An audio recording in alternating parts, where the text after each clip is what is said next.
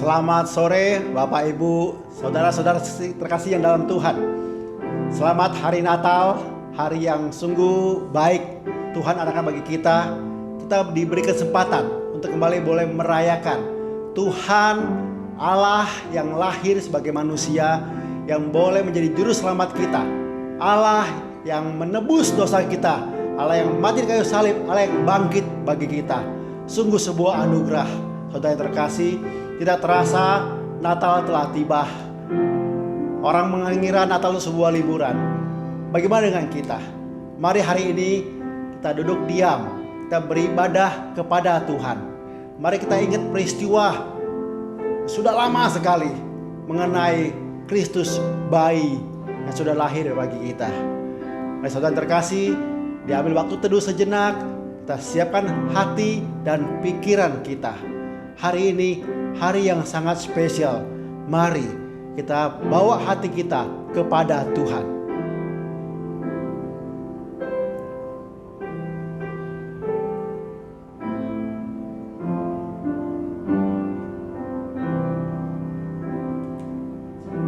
Dunia gemar dan soraklah, penebus datanglah.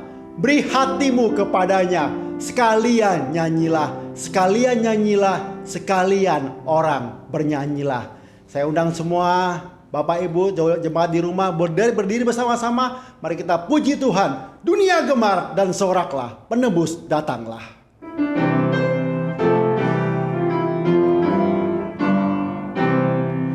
Dunia gemar dan soraklah, penebus datanglah. Beri hatimu kepadanya, sekalian nyanyilah, sekalian orang bernyanyilah. Dunia gemar dan soraklah, rajawi lahirlah. Segenap alam dan makhluknya sembahkan pujian, sembahkan pujian, sembahkan pujian. Yesus yang perintahkan dunia dengan anugerahnya, ternyata kuasanya mulia.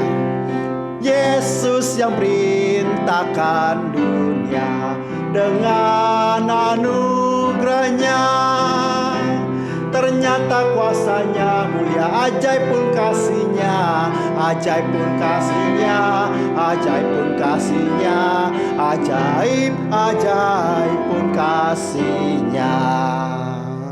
Kita berdoa.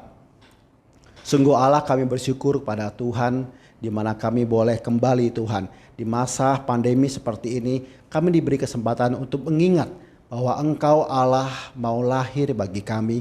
Engkau Allah mau menjadi juru selamat kami. Siapakah kami Tuhan sehingga Engkau begitu mengasihi kami? Sungguh kami datang dengan hati yang bersyukur kepada Tuhan.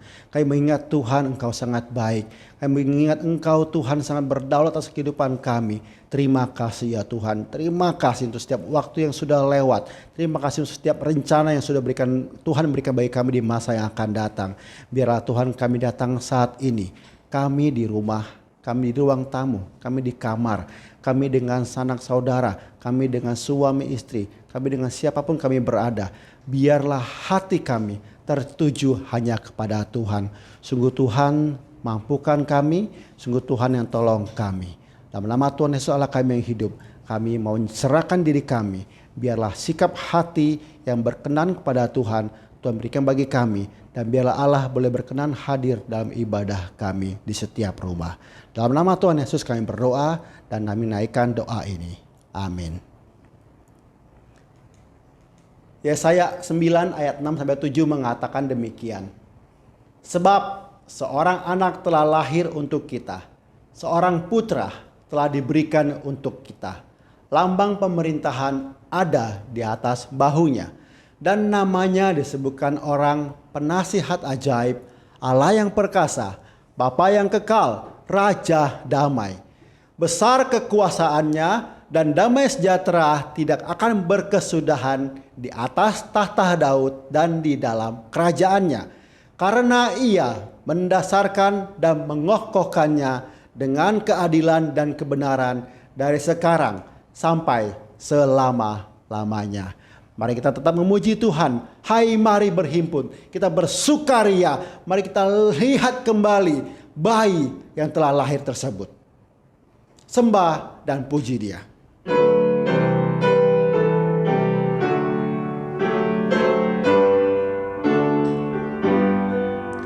Hai, mari berhimpun dan bersukaria. Hai, mari semua ke Betlehem.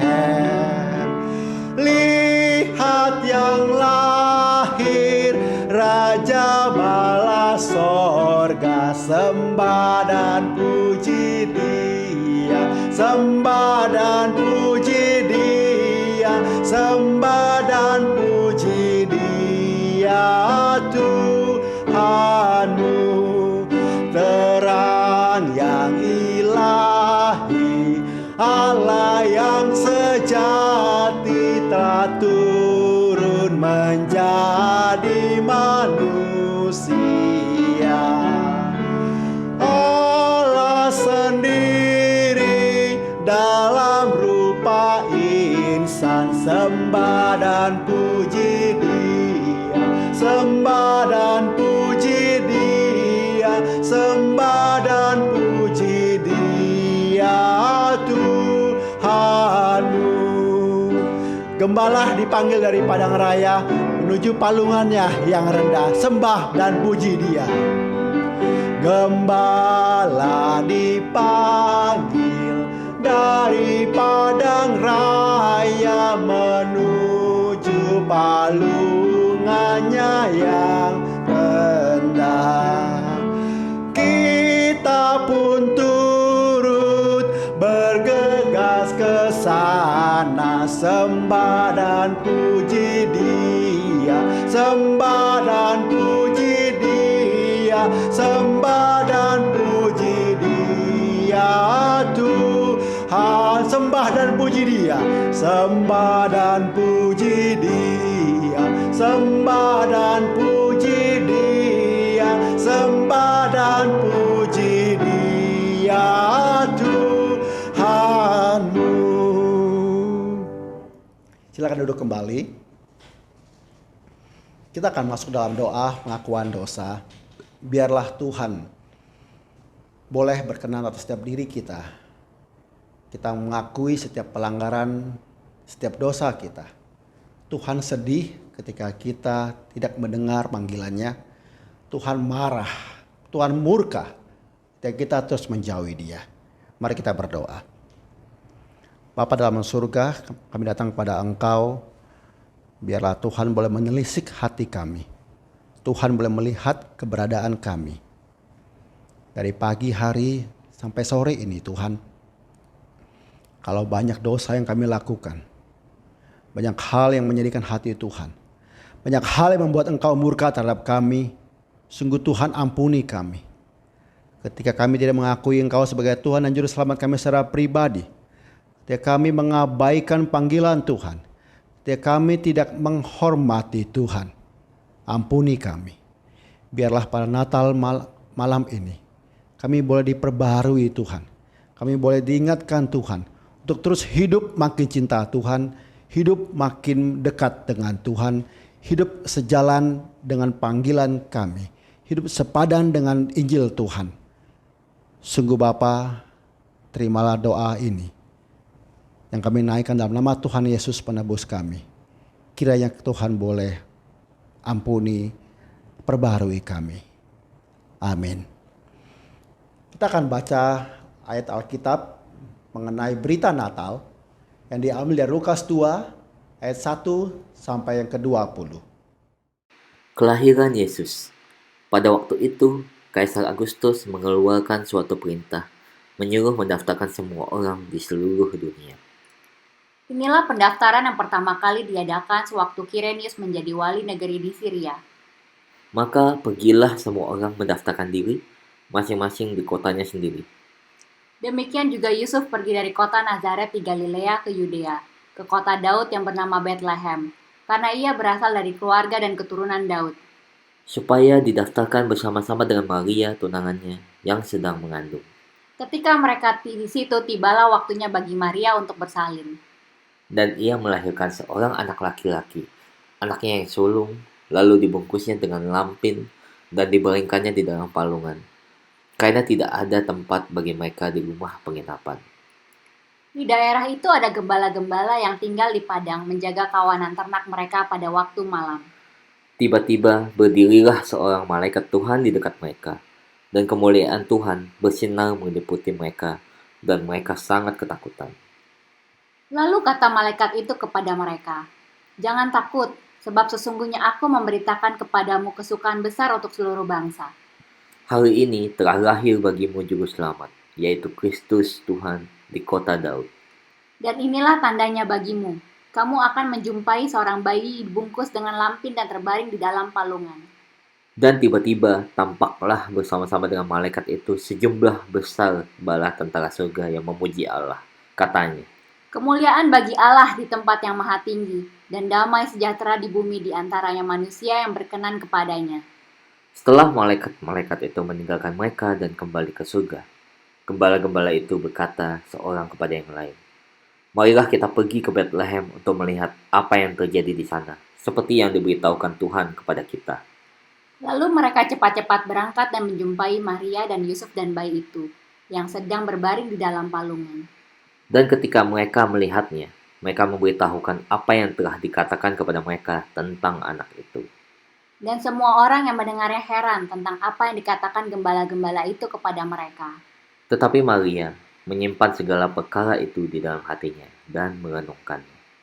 Maka kembalilah gembala-gembala itu sambil memuji dan memuliakan Allah, karena segala sesuatu yang mereka dengar dan mereka lihat, semuanya sesuai dengan apa yang telah dikatakan kepada mereka. Di malam yang sepi dan sunyi, terdengarlah suara marak bernyanyi, menyampaikan berita surga pada para gembala yang miskin hina. The first Noel. Mari kita refleksikan. Ayat yang tadi sudah dibaca dengan lagu ini. Noel, Noel, Noel. Lahir Sang Raja Israel.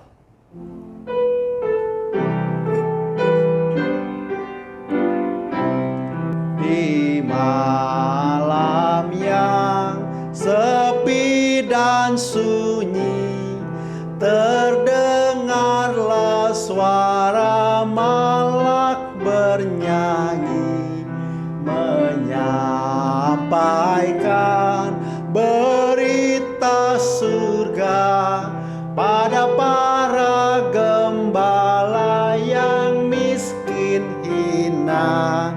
Noel, Noel, Noel, Noel. Lahir Sang Raja Israel, dipimpin bintang terang bercahaya. Orang Ajus mencari Sang Maharaja, berjalan terus tak rasa lelah, hingga jumpa Sang Raja jelmaan Allah. Noel, Noel, Noel, Noel.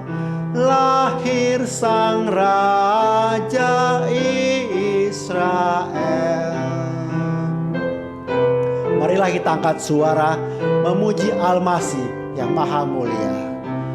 Marilah kita angkat suara dan memuji Al-Masih yang Maha Mulia, Pencipta alam, Juru Selamat, yang mencurahkan darahnya jadi berkat.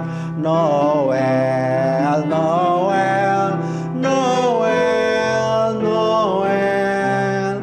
Lahir Sang Raja Israel. Sungguh Noel lahir Sang Raja Israel yang menjadi Raja atas kehidupan kita juga. Saat ini kita akan mendengarkan persembahan pujian dari vokal group yang sudah dipersiapkan mengenai hidup bagi Kristus. Apakah kita mengingat Kristus telah lahir bagi kita, Kristus pernah hidup di zaman ini. Mari kita meneladani hidup Kristus, hidup bagi Kristus.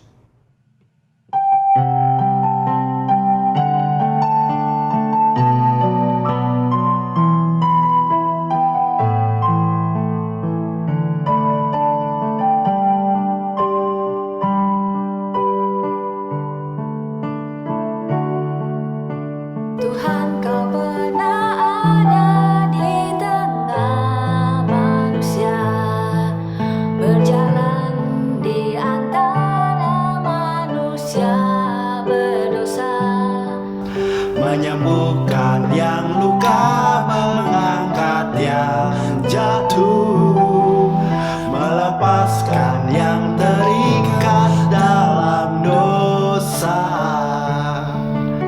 Tuhan, Telah kurasakan indahnya kasih-Mu, tak mungkin hanya ku simpan berdiam diri. bawalah aku berjalan di tengah duniamu, buatlah aku hidup hanya untukmu. Hidup bagi Kristus hanya mungkin karena kasih-Nya. Hidup bagi Kristus hanya mungkin karena anugerah, mengasihi yang Dia kasihi, melakukan yang Dia kerjakan. Ku mau hidup bagi Kristus.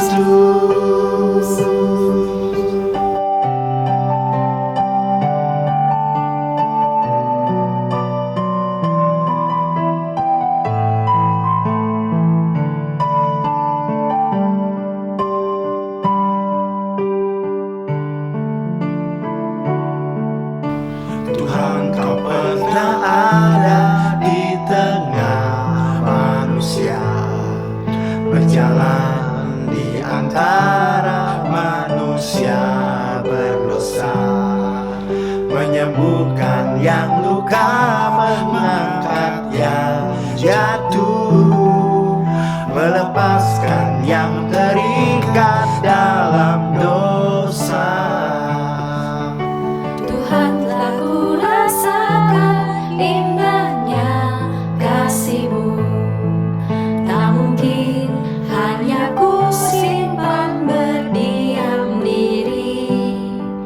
Bawalah aku berjalan di tengah duniamu, buatlah aku hidup hanya untukmu. Hidup bagi Kristus hanya mungkin karena kasih-Nya. Hidup bagi Kristus hanya mungkin karena anugerah, mengasihi yang Dia kasihi, melakukan yang Dia kerjakan. Ku mau hidup bagi Kristus, mengasihi yang Dia kasihi, melakukan yang Dia kerjakan. Ku mau hidup bagi Kristus. Saat ini mari kita mempersiapkan hati dan pikiran kita mendengarkan firman Tuhan yang akan dibawakan oleh Evangelis Joni. Kita naikkan suatu pujian Malam Kudus, bintang gemerlapan bercahaya.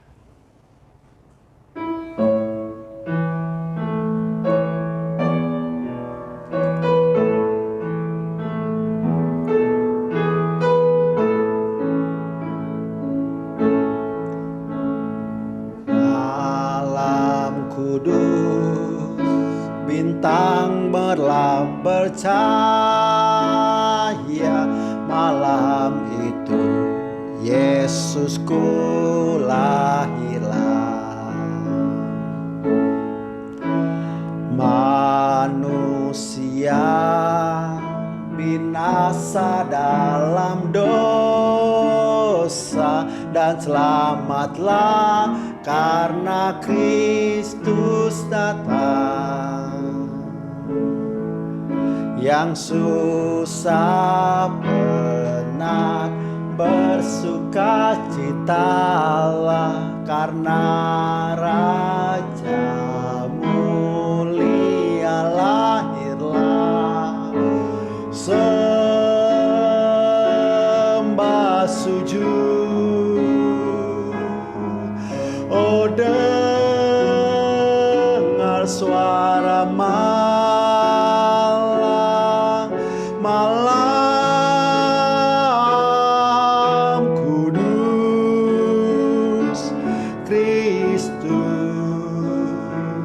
Kristus lahir. Malam kudus, kudus, malam kudus, oh malam kudus, malam kudus, bintang merlap bercahaya, malam itu Yesusku lahirlah. Manusia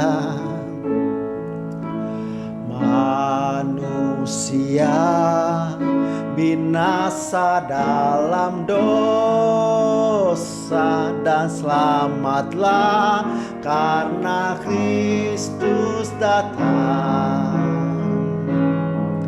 Yang susah penat bersukacitalah, karena Rajamu mulia lahirlah. Sembah sujud, oh dengar suara malam, malam kudus. Kristus Yesus lahir. Malam kudus,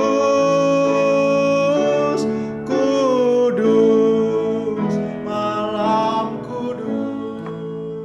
Pada waktu itu, Kaisar Agustus mengeluarkan perintah agar semua warga negara kerajaan dicatat dalam sensus.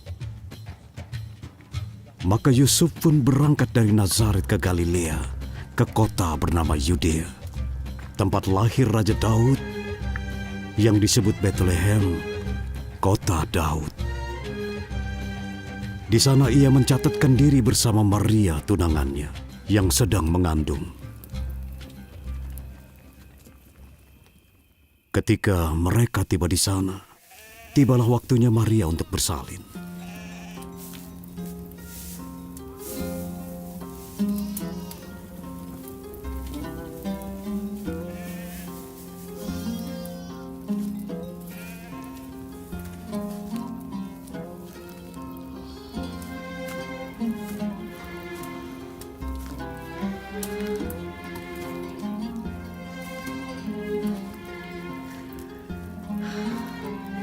Aku sudah merapikan jerami di sini. Maafkan aku. Tidak apa-apa, Yusuf. Semua akan baik-baik saja.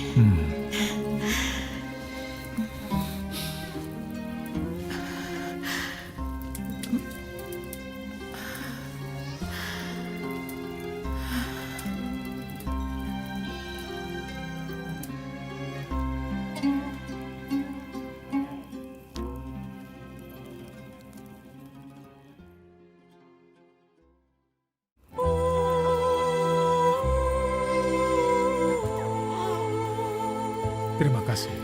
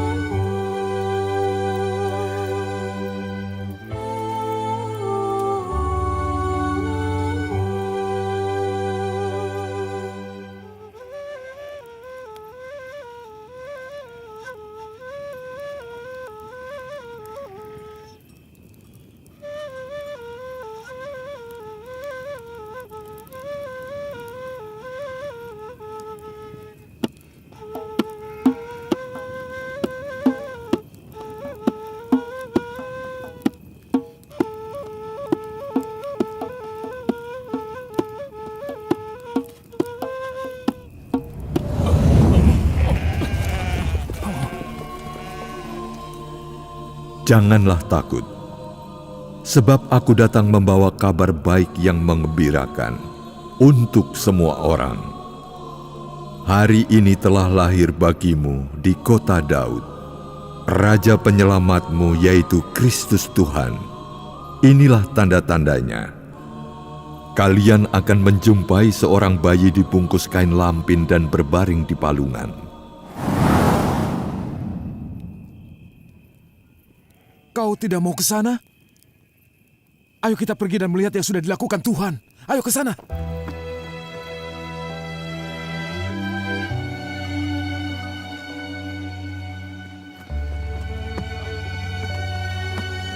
Engkau yang terberkati, bolehkah kami masuk?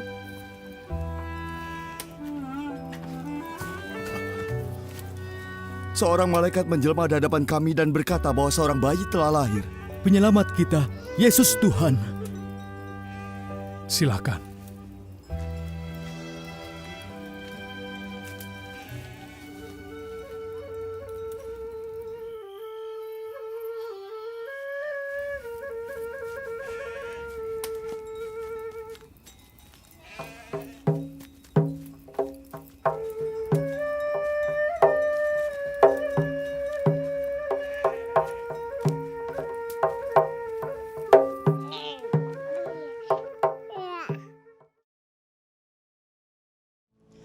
Selamat malam saudara sekalian, selamat Hari Natal.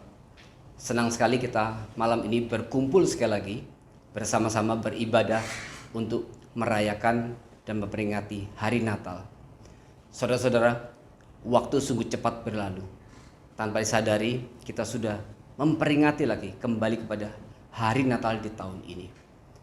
Tapi kita ingin terus merenungkan supaya Natal bukan hanya menjadi sekedar satu momen, menjadi kronos di dalam kehidupan kita. Dan kemudian dari Natal akan terus berlalu, tetapi kemudian kita tidak mendapatkan kekuatannya.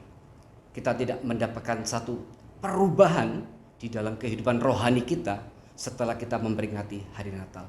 Oleh karena itu, saya ingin mengajak saudara sekalian, mari kita mempersiapkan hati kita, hidup kita dengan lebih baik, supaya nanti firman yang akan dibagikan betul-betul akan mengubah hidup kita. Sehingga kehidupan kita adalah satu kehidupan yang terus diubahkan, makin hari makin mirip Kristus. Kadang-kadang kita tidak usah terlalu pusing dengan kenapa rohaniku bertumbuh terlalu lambat. Tetapi yang penting kita memikirkan supaya kerohanian kita terus bertumbuh. Dan kita berdoa di dalam segala kelemahan kita, memohon kekuatan daripada Roh Kudus, supaya kerohanian kita bisa bertumbuh lebih baik. Baiklah saudara, sebelum kita mendengarkan firman Tuhan, mari kita bersama-sama masuk di dalam doa. Tuhan, sekali lagi kami bersyukur pada malam hari ini.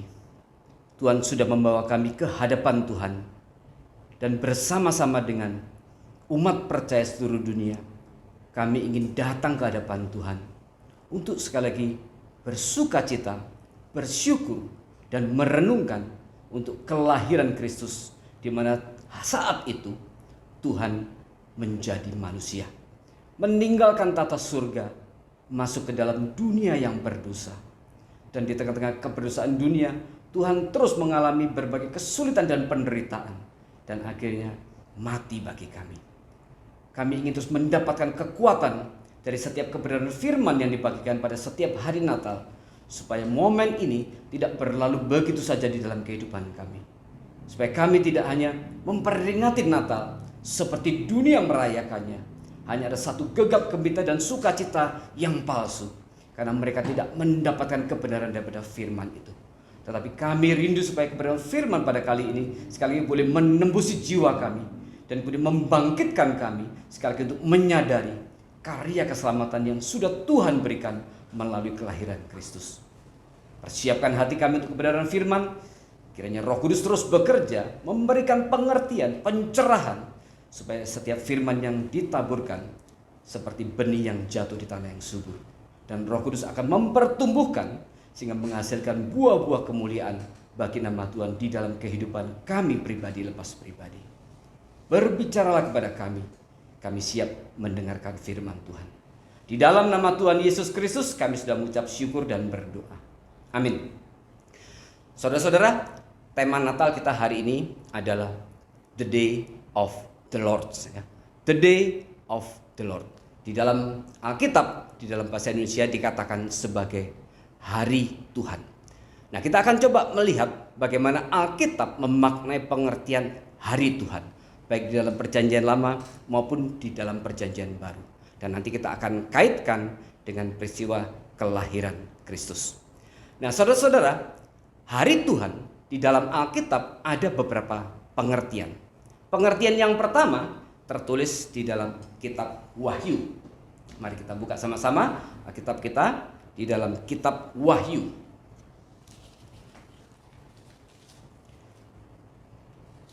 Saya akan bacakan buat saudara sekalian, yaitu pada Wahyu 1 ayat 10. Wahyu 1 ayat 10, saya bacakan buat saudara sekalian. Yohanes berkata, pada hari Tuhan, aku dikuasai oleh Roh, dan aku mendengar dari belakangku suatu suara yang nyaring seperti bunyi sangkakala. Katanya, apa yang engkau lihat, tuliskanlah di dalam sebuah kitab dan kirimkanlah kepada ketujuh jemaat ini. Dan seterusnya. Sekali lagi ayat 10 dikatakan, pada hari Tuhan aku dikuasai oleh Roh dan aku mendengar dari belakangku suatu suara yang nyaring. Saudara, Yohanes Rasul memberikan satu kesaksian, yaitu pada hari itu dikatakan pada hari Tuhan, di mana dia mendengar kemudian Allah berbicara kepada dia, Kristus berbicara kepada dia, dan kemudian memerintahkan untuk menuliskan segala hal yang dia lihat dan dia dengar. Saudara, istilah hari Tuhan yang dipakai oleh Yohanes Rasul di dalam kitab Wahyu ini, di dalam bahasa aslinya, ini adalah satu-satunya istilah yang ditulis di dalam seluruh Alkitab, yaitu hari Tuhan di Wahyu 1 ayat 10 ini.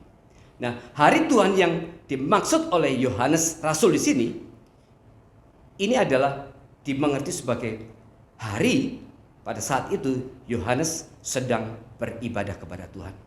Jadi ini hari Tuhan di sini mengacu kepada hari di dalam satu pekan, yaitu banyak menafsirkan ini adalah hari pertama di dalam setiap pekan.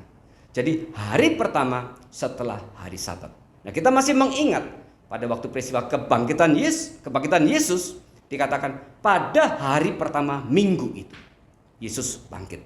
Dan kemudian 1 minggu kemudian dikatakan pada hari pertama minggu itu para rasul kemudian berkumpul dan mereka kemudian memecah roti. Maka pengertian hari Tuhan yang ditulis oleh Yohanes Rasul di sini mengacu kepada hari pertama di dalam setiap minggu itu, yaitu pada hari di mana hari ini kita menikmati ibadah kepada Tuhan, yaitu hari Minggu. Ya. Ini harus dimengerti bahwa sekali lagi bukan menggantikan hari Sabat, karena hari Sabat itu adalah konsep di dalam Perjanjian Lama. Dan kemudian di situ di hari Sabat ada begitu banyak peraturan, ada 39 larangan yang diberikan kepada orang Yahudi. Dan hari Minggu di mana kita beribadah hari ini bukanlah pengganti hari Sabat. Tetapi hari Minggu ini, hari Tuhan ini, hari ibadah ini, kita memperingati di mana Kristus bangkit. Dia menang atas kuasa maut. Dia menang atas kuasa maut. Dan kita melakukan ibadah mengacu pada istilah yang ditulis oleh Yohanes Rasul di Wahyu 1 ayat 10. Dan ini kemudian oleh para bapak gereja dijadikan acuan sebagai hari ibadah yang kita nikmati sampai hari ini. Nah, saudara, itu pengertian pertama hari Tuhan di dalam kitab Wahyu 1. Sekali lagi, ini adalah satu-satunya istilah dalam bahasa Yunani yang dipakai di dalam Alkitab, yaitu hari Tuhan yang mengacu kepada hari pada saat kita beribadah. Kemudian yang kedua, hari Tuhan itu ditulis di dalam kitab Amos, ya. Mari kita lihat di Amos 5. Apa yang dikatakan oleh Amos mengenai hari Tuhan. Amos 5 ayat 18 sampai dengan 20. Saya akan bacakan buat saudara sekalian. Amos 5 ayat 18 sampai dengan 20. Perikopnya berjudul Hari Tuhan. Celakalah mereka yang menginginkan hari Tuhan. Apakah gunanya hari Tuhan itu bagimu? Hari itu kegelapan, bukan terang. Seperti seseorang yang lari terhadap singa. Seekor beruang mendatangi dia. Dan ketika ia sampai ke rumah, bertopang dengan tangannya ke dinding, seekor ulat memakut dia. Bukankah hari Tuhan itu kegelapan dan bukan terang, kelam kabut dan tidak bercahaya? Nah, saudara, kita tahu dalam konteks surat Amos ini adalah peringatan yang diberikan Tuhan kepada Israel karena mereka terus berdosa. Dan kemudian Amos berkata, apa gunanya engkau menantikan hari Tuhan? Nah, saudara, di dalam konsep orang Yahudi, hari Tuhan itu selalu dikaitkan dengan hari di mana Allah mengangkat Israel sebagai bangsa pilihan, sebagai umat pilihan yang akan memimpin seluruh bangsa yang lain. Jadi orang Yahudi lebih memahami pengertian hari Tuhan itu sebagai hari di mana mereka akan dimuliakan, di mana kemudian Mesias yang politik itu akan membawa Israel di dalam kejayaan militer dan kejayaan politik, di dalam sebuah negara yang akan meruntuhkan semua kekuasaan daripada kerajaan-kerajaan yang lain. Itu konsep daripada orang Yahudi tentang hari Tuhan. Tetapi Amos hari itu berbicara kepada orang Israel, mengatakan hari Tuhan itu di dalam konteks pengertian adalah hukuman yang akan Tuhan berikan kepada Israel karena mereka tidak setia dan mereka terus hidup di dalam dosa dan melawan Tuhan. Maka Amos mengatakan hari Tuhan itu adalah kegelapan. Hari Tuhan itu bukan terang. Hari Tuhan itu adalah saat di mana engkau akan menerima segala hukuman dan celaka yang Tuhan akan berikan kepadamu. Karena apa? Karena keberdosaan Israel. Maka dari kitab Amos ini kita mengerti pengertian daripada hari Tuhan yang kedua, yaitu hari saat di mana hukuman Tuhan itu dinyatakan. Nah, kalau kita baca di dalam Perjanjian Lama, Tuhan kemudian memakai banyak cara untuk menyatakan hukuman itu. Dia bisa membangkitkan bangsa-bangsa lain untuk menindas dan menjajah Israel. Dia juga bisa memakai bencana alam untuk mendatangkan satu hukuman kepada orang-orang itu. Kelaparan, kekeringan dan sebagainya. Tuhan juga bisa mengutus belalang ya untuk menghabiskan seluruh panen dan segala hasil panen daripada orang-orang Israel. Dia juga bisa memakai badai topan dan segala hal yang Tuhan bisa pakai untuk menyatakan hukuman kepada umatnya. Nah, ini pengertian yang kedua di dalam Alkitab ya, berkaitan dengan hari Tuhan. Nah, di dalam bahasa Inggris istilah yang dipakai untuk kitab Amos dengan dalam kitab Wahyu 1 tadi berbeda. Di dalam kitab Amos itu dipakai istilah the Lord of the Day. The Lord of the Day.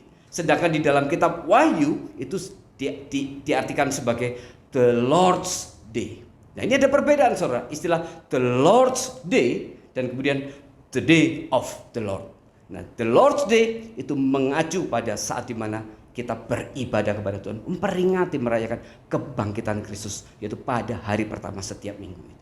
Sedangkan the Day of the Lord yang akan kita bahas pada khotbah hari ini, pertama-tama itu berkaitan dengan penghukuman yang Tuhan berikan kepada Israel, kepada umatnya. Nah, sampai di sini, maka kita bisa memahami pengertian the Lord of the Day, hari Tuhan itu, secara umum adalah hari, saat, atau satu momen di mana Tuhan berintervensi terhadap sejarah kehidupan manusia. Baik itu terhadap kehidupan daripada umat pilihan maupun bukan umat pilihan. Karena berkaitan dengan ada dosa yang terjadi dan Tuhan melihat bahwa dosa manusia itu yang dibaliknya adalah kuasa iblis yang bekerja untuk menggagalkan seluruh rencana dan kehendak Tuhan, dan kemudian akhirnya Tuhan berintervensi. Nah, saudara, kita melihat di dalam Alkitab intervensi Tuhan terhadap sejarah kehidupan manusia dicatat berkali-kali.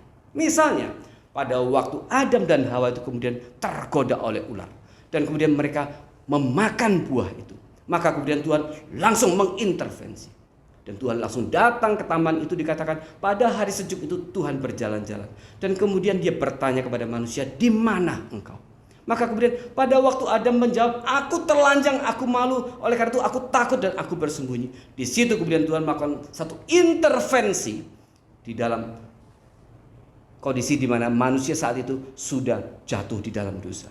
Dan Tuhan melakukan satu intervensi di dalam keberusahaan manusia dengan mengatakan keturunan perempuan itu akan meremukkan kepala ular.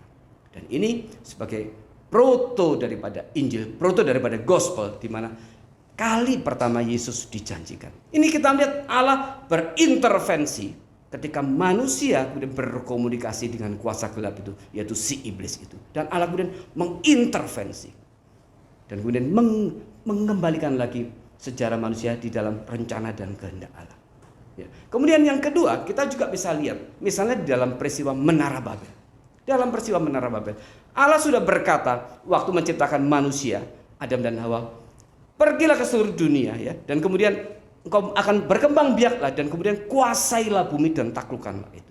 Artinya berkembang biaklah dan kemudian pergi juga ke seluruh muka bumi untuk apa? Untuk mengelola ciptaan yang berupa bumi itu diserahkan kepada manusia. Tetapi pada waktu peristiwa Menara Babel, mereka berkata lebih baik kita berkumpul di kota ini di sini dan kita tidak usah kemana-mana, kita tidak usah berserak. Dan kita kemudian mereka kemudian mendirikan satu Menara Babel, menara yang kemudian itu sebagai satu simbol yang paling kelihatan untuk melawan Allah. Maka di sini kemudian Allah begitu murka karena manusia hari itu dipakai oleh iblis untuk berusaha untuk kesekian kalinya menggagalkan rencana Allah. Yaitu kalau waktu Allah berfirman berkembang biaklah dan kemudian pergi ke seluruh bumi, ke seluruh muka bumi, tetapi kemudian hari itu manusia tidak mau. Hari itu mereka ingin berkumpul dan kemudian dikatakan baiklah kita mencari nama, memberi nama buat kota itu. Saudara, istilah memberi nama berarti mereka ingin menguasai daripada kota dan daerah itu. Karena istilah memberi nama itu berarti yang memberi nama berkuasa. Dan mereka berkata kita memberi nama, mencari nama untuk diri mereka sendiri. Nah sementara di dalam kejadian penciptaan dikatakan Allah memberi nama manusia itu Adam. Di mana Allah menyatakan Allah adalah yang berkuasa atas kehidupan Adam. Tapi saat itu di Menara Babel mereka menolak kuasa Allah dengan kalimat apa? Dengan mari kita mencari nama bagi diri kita sendiri. Mereka seakan menolak sekali lagi kedaulatan kuasa Allah atas mereka. Dengan cara mereka berusaha memberi nama untuk diri mereka sendiri. Maka kemudian Allah campur tangan, Allah langsung intervensi dengan mengacaukan bahasa daripada orang-orang di Menara Babel itu. Dan kemudian akhirnya mereka, singkat cerita kemudian mereka terserak dan mereka pergi. Akhirnya mereka berserak ke seluruh tempat di muka bumi. Nah di sini kita lihat intervensi Allah ini ujung-ujungnya adalah selalu ingin mengembalikan lagi jalan sejarah peradaban manusia kembali kepada seperti yang Allah sudah rancangkan, seperti yang Allah sudah rencanakan. Di mana kuasa iblis terus berusaha membelokkan, kuasa iblis dan juga manusia yang kemudian menyerahkan diri kepada kuasa iblis berusaha membelokkan rencana Allah, dan kemudian Allah intervensi dan kemudian Allah mengembalikan lagi sejarah itu supaya di situ rencana dan kehendaknya boleh digenapkan. Maka di dalam pengertian ini, pengertian the day of the Lord, ya, kita harus pahami ini adalah satu saat, satu momen di mana Tuhan mengembalikan lagi, entah itu dengan teguran kepada manusia, entah itu berupa satu panggilan kepada orang-orang tertentu untuk bekerja bagi Dia supaya rencana dan kehendaknya itu boleh digenapkan. Maka di dalam kitab Amos tadi kita sudah memahami satu definisi, satu pengertian tentang the Lord of the day, yaitu berupa satu penghukuman, satu teguran yang Tuhan berikan kepada umat Israel supaya mereka kembali setia kepada Allah. Nah, di dalam peristiwa itu di mana Allah menyatakan hukuman itu, Allah bisa memakai segala cara, termasuk bangsa-bangsa yang lain, termasuk umat tidak percaya untuk menegur umat percaya. Nah, saudara, itu pengertian yang kedua, the Lord of the day. Nah, kemudian pengertian yang ketiga, hari Tuhan, itu juga berkaitan dengan apa? Berkaitan dengan nanti kedatangan Kristus yang kedua kali. Berkaitan dengan kedatangan Kristus yang kedua kali. Dalam perjanjian baru ditegaskan berkali-kali istilah ini yang mengacu kepada kedatangan Kristus yang kedua kali. Perjanjian baru memakai beberapa istilah untuk hari Tuhan, the Lord of the day, yaitu memakai istilah hari terakhir. Yesus berkata, pada hari terakhir akan banyak orang berteriak, Tuhan, Tuhan, Tuhan. Ya. Tapi aku berkata, enyah engkau pembuat kejahatan, aku tidak pernah mengenal engkau. Yesus memakai istilah hari terakhir. Kemudian di dalam bagian lain, Petrus memakai istilah itu sebagai hari Allah. Ya. Kemudian dikatakan juga di kitab lain dikatakan itu sebagai hari Kristus Yesus. Itu juga dikatakan sebagai hari di mana nanti Yesus akan datang untuk kedua kali. Nah, saudara, di dalam perjanjian baru beberapa istilah, tapi ini mengacu kepada kedatangan Kristus yang kedua kali. Nah, ini pengertian yang ketiga daripada the Lord of the Day, yaitu mengacu kepada kedatangan Kristus yang kedua kali. Nah, kemudian yang keempat, ada pengertian di dalam kitab Maleaki yang menggabungkan antara kedatangan Kristus yang pertama dengan kedatangan Kristus yang kedua.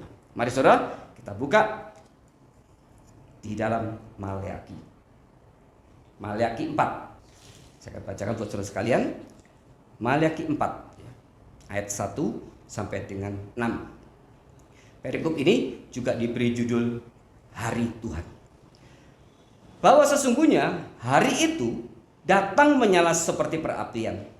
Maka semua orang gegabah dan setiap orang yang berbuat fasik menjadi seperti jerami dan akan terbakar oleh hari yang datang itu. Firman Tuhan semesta alam, sampai tidak ditinggalkannya akar dan cabang mereka. Tetapi kamu yang takut akan namaku, bagimu akan terbit surya kebenaran dengan kesembuhan pada sayapnya. Kamu akan keluar dan berjingkrak-jingkrak seperti anak lembu lepas kandang. Kamu akan menginjak-injak orang-orang fasik, sebab mereka akan menjadi abu di bawah telapak kakimu pada hari yang kusiapkan itu. Firman Tuhan semesta alam. Ingatlah kepada Taurat yang telah kuperintahkan kepada Musa, hambaku di gunung Horeb, untuk disampaikan kepada seluruh Israel, yakni ketetapan-ketetapan dan hukum-hukum. Sesungguhnya aku akan mengutus Nabi Elia kepadamu menjelang datangnya hari Tuhan yang besar dan dahsyat itu. Maka ia akan membuat hati bapak-bapak berbalik kepada anak-anaknya dan hati anak-anak kepada bapak-bapaknya, supaya jangan aku datang memukul bumi sehingga musnah. Saudara perhatikan di ayat 1 sampai dengan 4 itu bercerita tentang nanti kedatangan Yesus yang kedua kali. Kedatangan Yesus yang kedua kali. Dimulai di ayat kelima dikatakan, sesungguhnya aku akan mengutus Nabi Elia kepadamu menjelang datangnya hari Tuhan yang besar dan dahsyat itu. Nah, di sini Nabi Elia ini adalah Yohanes Pembaptis. Yohanes Pembaptis. Kemudian dikatakan, maka ia akan membuat hati bapak-bapak berbalik kepada anak-anaknya dan hati anak-anak kepada bapak-bapaknya, supaya jangan aku datang memukul bumi sehingga musnah. Nah, saudara, di bagian ini istilah hari Tuhan itu berkaitan dengan dua hal, yaitu berkaitan dengan the first coming of Jesus, yaitu kedatangan Kristus yang pertama ke dunia, yaitu pada waktu dia lahir menjadi manusia. Dan kemudian mengacu juga kepada the second coming. Maka kemudian di sini Maleaki mengatakan antara first coming dengan second coming itu akan terjadi banyak hal. Maka di sini kita akan mengkaitkan pengertian dalam Natal ini seperti apa dikatakan oleh Maleaki, yaitu berkaitan dengan first coming dengan second coming of Christ. Nah, saudara, hari ini kita memperingati hari Natal. Hari Natal ini sudah kita peringati mungkin puluhan kali. Saya tidak tahu saudara sudah memperingati hari Natal itu berapa kali. Tetapi di sini Maleaki ini mengkaitkan kedatangan pertama itu dengan kedatangan kedua. Maka ini bisa menjadi satu bijak di dalam diri kita untuk melihat yang pertama, waktu kita merenungkan the first coming, yaitu waktu Yesus lahir menjadi manusia. Dan hari ini kita memperingatinya. So, pertanyaan yang kita ingin renungkan adalah, waktu Yesus sudah menjadi manusia dan kemudian dia datang sebagai seorang bayi di dalam keadaan yang begitu memprihatinkan. Dia orang tuanya begitu miskin sampai dia pun lahir di kandang binatang, dikatakan di palungan, dan kemudian dibungkus kain lampin. Kain lampin ini adalah kain yang dipakai ketika kemudian seekor domba melahirkan. Dan kemudian kain lampin itu disiapkan untuk membersihkan dan untuk membungkus anak bayi domba yang baru lahir. Dan maka dikatakan Yesus dibungkus kain lampin, itu menggambarkan memang dia lahir di tempat kandang daripada binatang. Saudara, dengan segala kesederhanaan, dengan segala keadaan di mana akhirnya dia Allah yang suci, Allah yang Maha Kudus, meninggalkan tata surga mulia, kemudian masuk ke tengah-tengah dunia yang berdosa, dan di dalam keberdosaannya itu dia memilih untuk makin terus merendahkan diri untuk menyatakan kasih kepada kita. Dia merendahkan diri waktu Allah jadi manusia. Dia merendahkan diri sekali lagi waktu dia jadi manusia. Dia pilih lahir di tengah-tengah daripada sebuah keluarga yang sangat miskin. Kemudian dia merendahkan diri lagi di tengah-tengah keluarga miskin pun dia masih mungkin bisa memilih untuk lahir di kamar, di tempat yang layak. Tetapi dia memilih untuk lahir di kandang seekor binatang. Dan kemudian dia memilih lebih rendah lagi dengan cara apa? Waktu dia mati, dia memilih mati di tempat orang-orang dalam kutip laknat. Di tempat di antara para penjahat, di antara para jahanam. Saudara, kita lihat bagaimana Kristus terus merendahkan diri, terus merendahkan diri menjadi manusia untuk menyelamatkan kita yang berdosa. Pertanyaannya, apakah kita sudah sampai pada pengertian itu sehingga kemudian menjadikan hidup kita seluruhnya berpusat kepada Kristus? Atau kemudian kita menjadikan seperti dunia menikmati Natal, hanya kita menjadikan hari ini sebagai satu hari di mana kita hura-hura, tetapi kemudian kita tidak mendapatkan maknanya. Saudara, betul bahwa hari ini adalah hari sukacita. Iya, karena ini adalah sukacita sejati yang Tuhan berikan kepada kita di dalam Kristus. Saudara, di luar Kristus tidak mungkin pernah ada sukacita sejati. Maka ini memang hari penuh sukacita. Tetapi tanpa kita masuk ke dalam pengertian di mana karya Kristus, the first coming ini berkaitan nanti dengan keselamatan yang Tuhan berikan kepada kita, maka sebenarnya kita belum memahami makna Natal. Maka hari ini mari kita kembali kepada pengertian the first coming, kelahiran Yesus ini, hari Natal, the Lord of the Day. Pada waktu Tuhan menyatakan, mengintervensi secara manusia dengan cara dia mengutus Yesus menjadi manusia. Ini adalah the Lord of the Day buat kita semua. Apakah kita sudah sampai pada pengertian itu? Kalau kita belum sampai pada pengertian itu, di mana Yesus belum masuk ke dalam hati kita, maka kisah Natal seluruhnya hanya menjadi satu cerita di dalam kehidupan kita. Seperti itu kita juga memahami sejarah-sejarah yang lain. Dia hanya suatu sejarah, satu fakta yang pernah singgah di dalam kehidupan kita, dan kemudian kita mengetahui bahwa ada hari yang namanya hari Natal di mana Yesus menjadi manusia. Tetapi peristiwa of the day itu tidak berkaitan dengan kehidupan kita sendiri. Maka di sini saya ingin membawa saudara pada pengertian berikutnya. Secara harafiah Alkitab memakai istilah hari Tuhan itu dengan istilah the Lord of the Day. Tetapi saya ingin membawa saudara pada pengertian esensial di balik peristiwa itu, the Lord of the Day, yaitu apa? Sejauh mana kemudian kita bertemu dan melihat hari Tuhan itu. Sejauh mana kita kemudian berjumpa dan kemudian kita berespon terhadap the Lord of the Day itu. Saudara, kalau ini kemudian peristiwa kelahiran ini tidak ada kait-mengkaitnya dengan kehidupan kita secara pribadi, dan kemudian Yesus tidak masuk ke dalam hati kita, semua yang kita dengar itu adalah sia-sia. Maka hari ini saya ingin berbicara kepada saudara-saudara yang masih terus bergumul, saudara mengalami satu kekosongan hidup karena Tuhan belum bertata di dalam hatimu. Hari ini saya minta saudara ingin merenungkan sekali lagi. Inilah cinta kasih terbesar yang sudah Tuhan berikan kepada saudara-saudara sekalian. Bukalah hatimu supaya Kristus masuk ke dalam hatimu. The Lord of the Day ini hanya akan menjadi sia-sia, hanya menjadi cerita kosong tanpa makna apapun kalau engkau belum membuka hatimu untuk Kristus masuk ke dalam hatimu. Kalau engkau belum bisa melihat dengan mata hatimu, belum tercerahkan secara rohani, engkau melihat the Lord of the Day ini, apa maknanya bagi hidupmu. Maka mari kita lihat bagaimana respon beberapa orang menyambut the Lord of the Day, yaitu peristiwa kelahiran Kristus itu. Mari kita lihat di Lukas 2. Di dalam peristiwa Simeon dan Hana. Lukas 2 ayat 21 dan seterusnya saya akan bacakan buat saudara sekalian. Yesus disunat dan diserahkan kepada Tuhan, Simeon dan Hana. Dan ketika genap 8 hari dan ia harus disunatkan, ia diberi nama Yesus, yaitu nama yang disebut oleh malaikat sebelum ia dikandung ibunya. Saudara perhatikan, ini hari ke-8, berarti hari pertama di dalam minggu itu, ya. Dan ketika genap waktu pentahiran, menurut hukum Taurat Musa, mereka membawa dia ke Yerusalem untuk menyerahkannya kepada Tuhan. Seperti ada tertulis dalam hukum Tuhan, semua anak laki-laki sulung harus dikuduskan bagi Allah.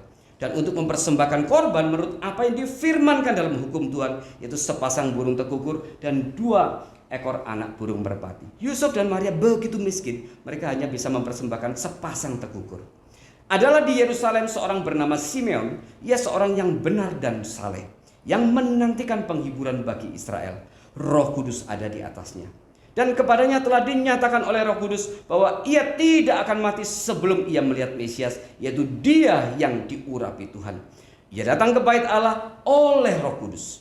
Ketika Yesus anak itu dibawa masuk oleh orang tuanya untuk melakukan kepadanya apa yang ditentukan hukum Taurat, ia, yaitu Simeon, menyambut anak itu dan menatangnya sambil memuji Allah. Katanya, saudara perhatikan apa yang dikatakan oleh Simeon. Sekarang Tuhan, biarkanlah hamba-Mu ini pergi dalam damai sejahtera sesuai dengan firman-Mu.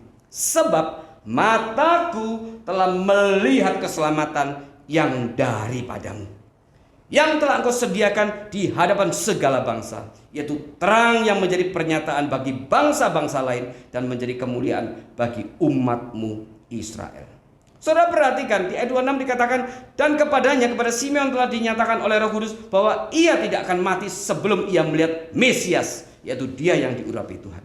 Dan kemudian ayat 29, sekarang Tuhan, Simeon berkata, biarkanlah hamba-Mu ini pergi dalam damai sejahtera sesuai dengan firman-Mu, sebab mataku telah melihat keselamatan yang daripadamu. Saudara, apakah saudara juga sudah melihat keselamatan yang diberikan Tuhan melalui kelahiran Kristus? Apakah engkau secara pribadi sudah berani berkata dan bisa berkata seperti Simeon, mataku telah melihat keselamatan? Dan kemudian Simeon berkata, sekarang biarkanlah aku pergi di dalam damai sejahtera. Saudara, jika Kristus belum masuk ke dalam hatimu, engkau tidak mungkin bisa mengalami dan menerima damai sejahtera yang sejati. Damai sejahtera yang kau terima dari dunia adalah damai sejahtera palsu yang itu hanya sifatnya sementara. Dan pada akhirnya kau semua akan masuk di dalam hukuman kekal. Damai sejahtera sejati hanya ada di dalam Kristus. Maka dalam pengertian ini, waktu engkau belum bisa melihat apa esensi di balik peristiwa the Lord of the Day itu melalui kelahiran Kristus, maka sebenarnya engkau masih di dalam maut. Engkau masih di dalam kegelapan. Maka hari ini kepada saudara-saudara yang belum membuka hatimu buat Tuhan, yang seumur hidup engkau masih menutup hatimu buat Kristus masuk, hari ini saya katakan kepadamu, Juru Selamat sudah lahir bagimu. Yesus sudah lahir bagimu. Dan Dia lahir menjadi manusia supaya Dia bisa mati bagimu, supaya Dia bisa menebus dosamu di atas kayu salib. Untuk itulah Dia lahir menjadi manusia. Dia lahir menjadi manusia, Dia bukan untuk menikmati segala kejayaan kemuliaan sebagai manusia. Tidak. Dia bisa pilih lahir di tengah-tengah istana. Dia bisa pilih lahir menjadi anak daripada raja. Dan kemudian Dia menjadi raja yang berkuasa di seluruh muka bumi untuk selamanya. Dia bisa lakukan itu. Tetapi Yesus memilih untuk lahir di kandang binatang. Yesus memilih untuk mati di atas kayu salib, mengalami penderitaan yang begitu besar hanya untuk satu alasan, yaitu karena begitu Kristus mengasihi engkau. Hari ini, the Lord of the Day ini, saya berharap ini menjadi satu momen di mana the Lord of the Day itu menjadi milikmu. Selama hari Tuhan itu belum menjadi milikmu secara pribadi, engkau terus berada di dalam maut, engkau terus berada di dalam kegelapan, dan pada saatnya engkau akan masuk dalam penghukuman kekal. Maka sekali lagi, selama hari Tuhan ini, the Lord of the Day ini belum menjadi harimu, belum menjadi hari di mana mengubahkan seluruh hati dan hidupmu, engkau masih di dalam kegelapan. Ini pengertian yang pertama. The first coming, kalau the first coming itu belum menjadi milikmu, belum menjadi harimu, maka hari itu menjadi hari dalam kutip yang sia-sia bagi engkau. Maka hari ini melalui firman hari ini, saya ingin sekali membuka hati saudara-saudara. Jadikan hari Tuhan ini sebagai hari milikmu. Maka kita lihat di dalam Alkitab kisah daripada beberapa orang yang bertobat. Waktu Sakius kemudian menerima melihat kedatangan Yesus, dia terus naik pohon karena tubuhnya pendek. Dia ingin melihat Yesus, dan kemudian Yesus melihat Sakius, dan Yesus berkata, Sakius, turunlah, aku akan makan di rumahmu. Dia seorang pemungut cukai. Dan kemudian dia dengan sukacita menyambut Yesus dan untuk makan di rumahnya. Saudara, makan di rumahnya hari itu secara tradisi Yahudi itu merupakan menyatakan satu keakraban, satu penghormatan, satu apresiasi kepada pemilik rumah. Dan hari itu Yesus memberikan satu dalam kutip penghargaan, menyatakan satu kasih kepada Sakius yang dibenci orang-orang saat itu karena dia pemungut cukai. Tetapi Yesus datang memang untuk orang berdosa. Dan kemudian Zakius berkata, setengah dari milikku akan kupersembahkan kepada orang miskin. Kenapa? Pertobatan dia.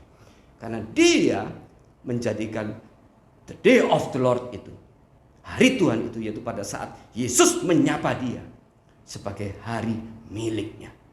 Maka kemudian Yesus berkata, hari ini keselamatan tiba di rumah ini, di rumah Zakius. Karena Zakius menjadikan the Lord of the day itu, hari Tuhan itu, di mana Yesus datang kepada dia sebagai hari miliknya, hari di dalam hidupnya. Demikian juga waktu Yesus berkata kepada Saulus, Saulus, Saulus, mengapa engkau menganiaya aku? Maka hari itu kemudian Saulus kemudian bertobat, dan kemudian dia menjadikan the day of the Lord itu, pada saat ucapan Yesus itu, firman Tuhan sampai kepada dia, sebagai hari miliknya. Saudara, saya ingin mengajak saudara, mari jadikan hari Natal ini, hari kelahiran Kristus ini, hari Tuhan ini, the day of the Lord ini, sebagai hari milikmu, sebagai harimu. Maka di sini biarkanlah Tuhan kemudian Kristus masuk ke dalam hatimu dan mengubah hidupmu dan bertata seumur hidup di dalam hatimu. Kemudian saudara, bagi orang yang sudah percaya, apa maknanya? Apakah Natal ini hanya kemudian bermakna bagi orang-orang yang belum percaya? Saudara, tidak. Pengertian yang berikutnya saya ingin membawa saudara pengertian the Lord of the day itu bagi kita yang sudah percaya. Saudara, di dalam kitab Malaki tadi dikatakan the first coming, hari Tuhan itu menyangkut dengan the first coming, kelahiran Kristus pada Natal, dan juga nanti the second coming. Saudara, apa yang Alkitab katakan di dalam Alkitab, dalam kitab Wahyu sebagai the second coming? Mari saudara, kita akan buka kitab Wahyu. Apa yang Alkitab katakan mengenai kedatangan Kristus yang kedua kali?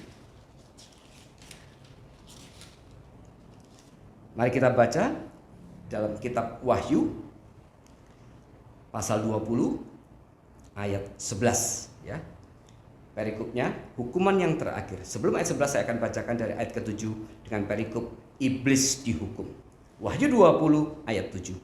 Dan setelah masa 1000 tahun itu berakhir, iblis akan dilepaskan dari penjaranya. Dan ia akan pergi menyesatkan bangsa-bangsa pada keempat penjuru bumi, yaitu Gog dan Magog. Dan mengumpulkan mereka untuk berperang, dan jumlah mereka sama dengan banyaknya pasir di laut. Maka naiklah mereka ke seluruh dataran bumi, lalu mengepung perkemahan tentara orang-orang kudus dan kota yang dikasih itu. Tetapi dari langit turunlah api menghanguskan mereka. Dan iblis yang menyesatkan mereka dilemparkan ke dalam lautan api dan belerang, yaitu tempat binatang dan nabi palsu itu. Dan mereka disiksa siang malam sampai selama-lamanya. Iblis itu dilemparkan ke dalam lautan api dan belerang. Ya, ini penaklukan iblis yang terakhir kali. Dan kemudian iblis akan masuk dalam penghukuman selama-lamanya. Kemudian ayat 11, hukuman yang terakhir ini berlaku buat orang tidak percaya. Perhatikan saudara-saudara, ini adalah penghukuman buat orang yang belum percaya, orang yang belum di dalam Kristus. Ayat 11, lalu aku melihat suatu tahta putih yang besar, dan dia, yaitu Yesus, yang duduk di atasnya. Dari hadapannya lenyaplah bumi dan langit, dan tidak ditemukan lagi tempatnya. Dan aku melihat orang-orang mati, besar dan kecil, berdiri di depan tahta itu. Lalu dibuka semua kitab, dan dibuka juga sebuah kitab lain, yaitu kitab kehidupan. Dan orang-orang mati adalah orang-orang yang belum di dalam Kristus, orang-orang yang belum percaya. Orang-orang mati dihakimi menurut perbuatan mereka berdasarkan apa yang ada tertulis di dalam kitab-kitab itu. Maka laut menyerahkan orang-orang mati yang ada di dalamnya. Dan maut dan kerajaan maut menyerahkan orang-orang mati yang ada di dalamnya. Dan mereka dihakimi masing-masing menurut perbuatannya. Lalu maut dan kerajaan maut itu dilemparkanlah ke dalam lautan api. Itulah kematian yang kedua, lautan api. Dan setiap orang yang tidak ditemukan namanya tertulis di dalam kitab kehidupan itu, ia dilemparkan ke dalam lautan api itu. Saudara, the second coming itu berarti sebuah penghukuman kekal. The second coming itu, the Lord of the day itu, hari Tuhan itu, berarti waktu saat hukuman dinyatakan kepada iblis dan kepada orang-orang yang tidak percaya.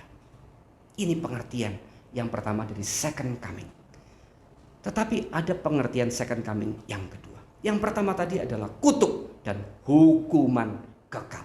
Dikatakan dihukum sampai selama-lamanya di dalam lautan api dan belerang. Tetapi the second coming itu juga adalah sebuah berkat.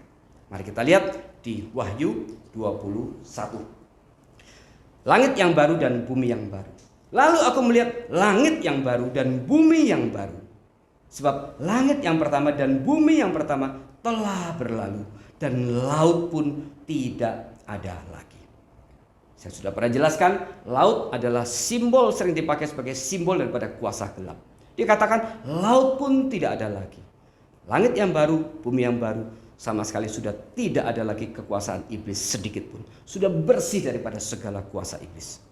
Ayat 2. Dan aku melihat kota yang kudus, Yerusalem yang baru, turun dari surga, dari Allah yang berhias bagaikan pengantin perempuan yang berdandan untuk suaminya. Lalu aku mendengar suara yang nyaring dari tahta itu berkata, lihatlah, kemah Allah ada di tengah-tengah manusia, dan ia akan diam bersama-sama dengan mereka. Mereka akan menjadi umatnya, dan ia akan menjadi Allah mereka. Dan ia akan menghapus segala air mata dari mata mereka, dan maut tidak akan ada lagi. Tidak akan ada lagi perkabungan atau ratap tangis atau duka cita, sebab segala sesuatu yang lama itu telah berlalu. Ia yang duduk di atas tahta itu berkata, lihatlah, aku menjadikan segala sesuatu baru. Kemudian saya akan lompat di dalam ayat ke-22. Dan aku tidak melihat bait suci di dalamnya, sebab Allah, Tuhan yang Maha Kuasa adalah bait sucinya. Demikian juga anak domba itu. Dan kota itu tidak memerlukan matahari dan bulan untuk menyinarinya, sebab kemuliaan Allah meneranginya, dan anak domba itu adalah lampunya. Dan bangsa-bangsa akan berjalan di dalam cahayanya, dan raja-raja di bumi membawa kekayaan mereka kepadanya. Dan pintu-pintu gerbangnya tidak akan ditutup pada siang hari, sebab malam tidak akan ada lagi di sana.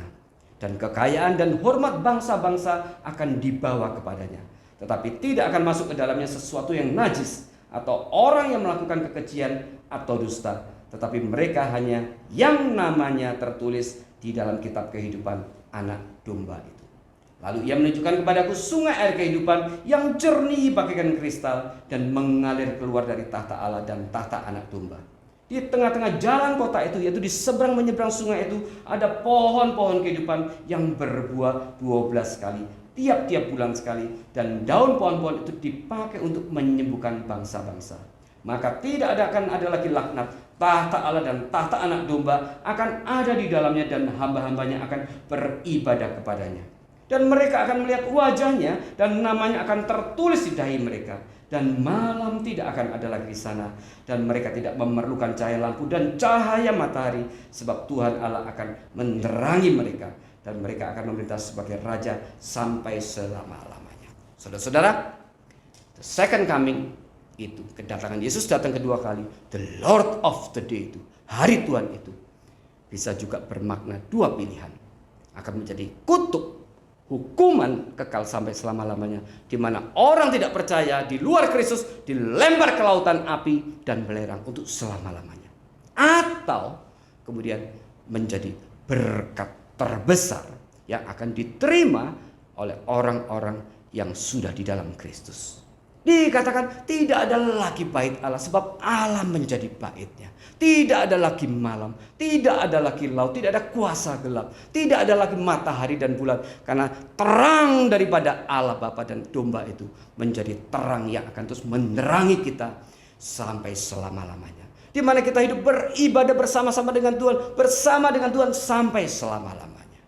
Saudara, hari ini, hari Natal ini, ya, the first coming, pada titik ini, saya ingin mengajak saudara-saudara sekali lagi melihat the second coming. Waktu second coming, waktu nanti Yesus datang kedua kali itu, di mana kita akan berdiri? Apakah kita akan menjadi bagian dari mana kita akan dilempar ke dalam lautan api dan belerang dan kemudian masuk dalam hukuman kekal selama-lamanya, atau kita akan menjadi bagian di mana nama kita tertulis di dalam kitab kehidupan? yaitu mereka yang akan menikmati sinar terang dan cahaya kemuliaan dari Allah Bapa dan Allah Anak sampai selama-lamanya. Saudara, di manakah engkau? Maka hari ini engkau yang sudah menerima Kristus, tetapi engkau belum sungguh-sungguh di dalam Kristus, hari ini saya berkata kepada saudara, bertobatlah dan muliakan Kristus di dalam hidupmu, utamakan Kristus dalam hidupmu, berikan hidup yang sungguh-sungguh yang terbaik buat Kristus. Karena kita diselamatkan untuk sekali lagi mengerjakan keselamatan itu. Dan waktu mata kita melihat di luar sana masih begitu banyak orang-orang yang akan masuk dalam hukuman kekal, yang akan dilempar ke dalam lautan api dan belerang itu. Saudara, di manakah kasih kita? Yesus yang sudah mengasihi kita sehingga dia mengorbankan segala sesuatu untuk menyelamatkan kita, maka kita memiliki satu tugas besar, yaitu apa? Untuk memberitakan Kristus kepada setiap orang lain yang belum percaya. Itulah tugas kita. Maka hari ini bagi orang-orang percaya, engkau yang sudah percaya, Natal pada hari ini saya ingin mengajak saudara sekali lagi memikirkan, apakah engkau sudah betul-betul hidup bagi Kristus, atau selama ini engkau terus hidup di dalam penipuan diri. Engkau merasa bahwa engkau sudah menerima Kristus, tetapi engkau terus menjadikan dirimu sebagai pusat hidupmu. Maka seumur hidup engkau hanya mengejar apa yang engkau inginkan. Engkau hanya memikirkan satu kenyamanan bagi dirimu sendiri. Engkau hanya memikirkan bagaimana kesejahteraan daripada anak-anakmu sendiri. Saudara, hari ini banyak orang tua kalau kemudian finansialnya terganggu, dia langsung sedih, dia langsung stres. Karena apa? Karena dia langsung berpikir bagaimana nanti anak-anakku. Apalagi kalau orang tua yang masih punya bayi. Bagaimana nanti aku bisa membeli susu buat anakku? Bagaimana aku bisa memberikan makan buat anakku? Mereka yang mungkin kehilangan pekerjaan dan kemudian finansialnya terganggu, langsung berpikir khawatir, takut. Karena apa? Karena langsung memikirkan bagaimana nanti susu anakku, bagaimana nanti biaya sekolah anak-anakku, dan seterusnya. Urusan anak, orang tua bisa stres karena berkaitan dengan finansial itu. Tetapi tidak ada orang tua yang stres waktu mereka menyadari uang mereka masih terlalu sedikit yang mereka berikan kepada Tuhan. Tidak ada orang tua yang stres waktu mereka sadar bahwa waktu yang mereka berikan kepada Tuhan terlalu sedikit. Bahkan untuk membaca Alkitab setiap hari pun mereka terus harus didorong, terus harus didorong, terus harus didorong. Untuk berdoa pun mereka terus harus didorong, terus harus didorong. Saudara, pertanyaannya adalah, apakah betul-betul Kristus sudah di dalam hatimu? Apakah engkau sudah betul-betul di dalam Kristus? Kalau engkau sudah betul dalam Kristus dan Kristus dalam hatimu, maka berikan satu kehidupan yang memang selayaknya bagi Kristus. Yaitu apa? Menjadikan dia sebagai yang pertama dan yang paling utama dalam kehidupan kita. Maka pada waktu kita menyadari, hari ini aku terlalu sedikit waktu yang aku berikan kepada Tuhan, hari ini terlalu sedikit uang yang aku berikan kepada Tuhan, seharusnya orang percaya sejati dia langsung stres. Karena dia sadar dia belum mentuhankan Kristus di dalam kehidupannya. Maka hari ini saudara, sekali lagi di dalam first coming ini, di dalam peristiwa Natal ini, di dalam the Lord of the Day hari ini, saya ingin mengajak saudara kembali melihat the second coming itu, the Lord of the Day, waktu Yesus datang kedua kali. Pertanyaannya bukan hanya di mana kita berada, yang pertama itu, tapi yang kedua kita memikirkan waktu nanti kita juga di dalam surga. Saudara, kita berkata, mahkota apa yang akan kita terima dari Kristus? Apakah kita sudah betul-betul memberikan hidup yang terbaik kepada Kristus? Apakah kita sudah seperti Yesaya yang mengatakan, ini aku Tuhan, utuslah aku untuk memberitakan kerajaan Allah. Maka hari ini sekali lagi buat engkau yang sudah percaya, saya ingin mengajak saudara, mari kita bertobat. Untuk apa? Untuk memberikan hidup yang terbaik kepada Kristus. Supaya the Lord of the Day itu betul-betul pertama menjadi milik kita di mana rohani kita ditransformasikan, diubahkan, dan kemudian kita mendapatkan api dari Tuhan untuk hidup lebih sungguh-sungguh bagi Tuhan. Dan kemudian kita juga membawa berita the Lord of the Day itu kepada setiap hidup daripada orang-orang yang hatinya belum terbuka bagi Tuhan. Supaya the Lord of the Day, yaitu peristiwa Natal ini, boleh menjadi hari milik mereka. Dan suatu saat mereka akan bersama-sama dengan kita menikmati kemuliaan kekal di surga. Saudara, inilah the Lord of the Day. Mari kita renungkan semakin dalam. Renungkan apakah aku sudah betul-betul memberikan hidup yang terbaik kepada Tuhan. Kiranya firman pada kali ini menggerakkan aku untuk lebih sungguh-sungguh lagi mencintai Tuhan. Sungguh-sungguh lagi menempatkan Kristus sebagai pusat hidupku. Karena Natal ini, dia lahir menjadi manusia untuk menyatakan kasih, menyelamatkan kita. Dan kasih yang sama yang sudah kita terima harus kita bagikan kepada setiap orang yang lain yang belum menerimanya. Dan pertama-tama berikan dulu kepada diri sendiri supaya kasih itu terus menjadi kesegaran bagi kita untuk memberikan terus hidup yang terbaik buat Tuhan. Mohon kekuatan daripada Roh Kudus yang sudah dicurahkan kepada kita. Karena kita sebagai manusia begitu lemah. Mari kita saudara setiap hari memulai dengan satu doa, Tuhan beri aku kekuatan. Aku ingin hidup lebih baik lagi bagi Tuhan. Aku ingin menjadikan Kristus sebagai satu-satunya pusat di dalam hidupku. Dan segala sesuatu itu hanya ada di dalam Kristus. Hanya ada di dalam Kristus. Inilah the Lord of the day. Inilah hari Tuhan itu. Hari di mana Kristus dinyatakan.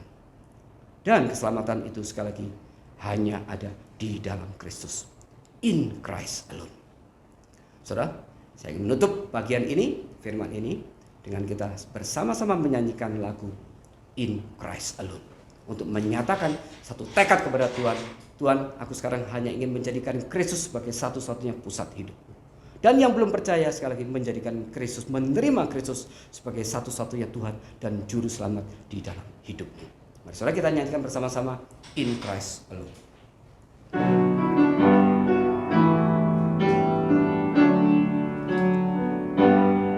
In Christ alone, is found. He is my life, my strength, my song. This cornerstone, this solid ground, firm through the fiercest drought and storm. What height of love, what depth of peace, when fears are still, when striving cease. My comforter, my all in all, be in the love of Christ I stand. In Christ alone, who took on flesh, fullness of God in helpless babe. This gift of love and righteousness, scorned by the ones he came to save. Till on that cross as Jesus died, the wrath of God was satisfied. For every sin on him was laid. He in the death of Christ I live. There in the ground his body lay. Life of the world by darkness slain.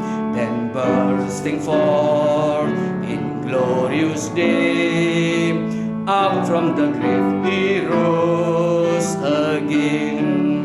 And as he stands in victory, sin curse has lost its grip on me. For I am his and he is mine, bought with the precious blood of Christ. Interlude.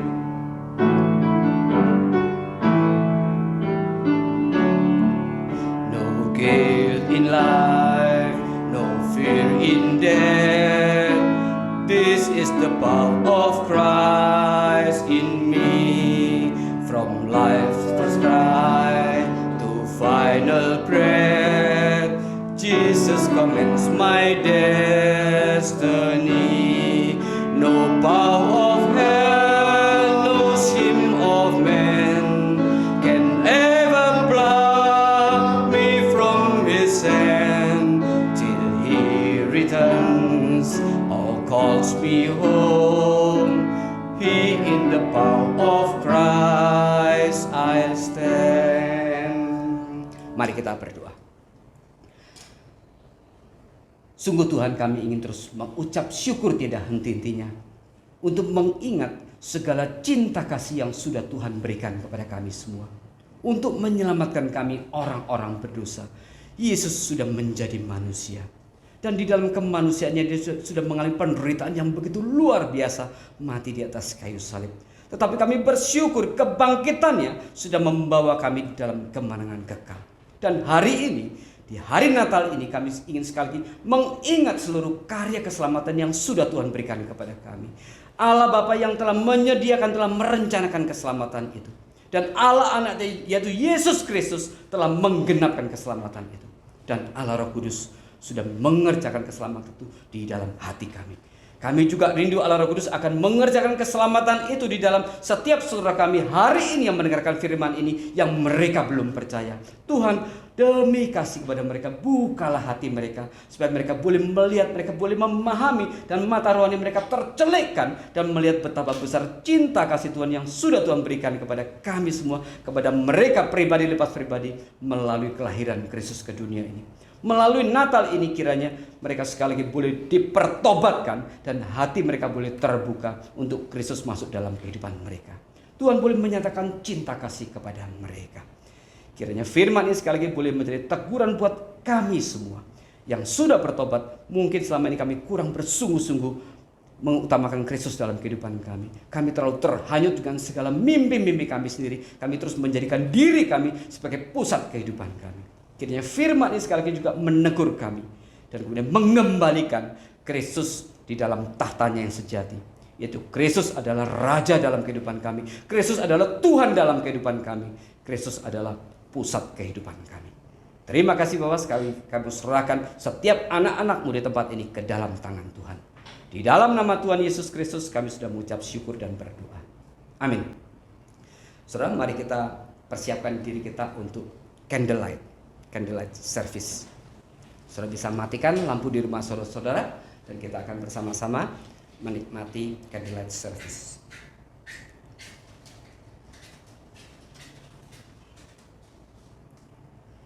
Hari ini sekali lagi mari saudara kita merenungkan supaya Natal ini tidak berlalu begitu saja. Melalui berbagai perenungan firman Tuhan dan juga setiap pujian yang diberikan, mari kita kembali kepada pengertian yang benar daripada cinta kasih Kristus yang diberikan kepada kita melalui kelahiran anaknya. Mari saudara kita bangkit berdiri, kita bersama-sama menyanyikan lagu Malam Kudus.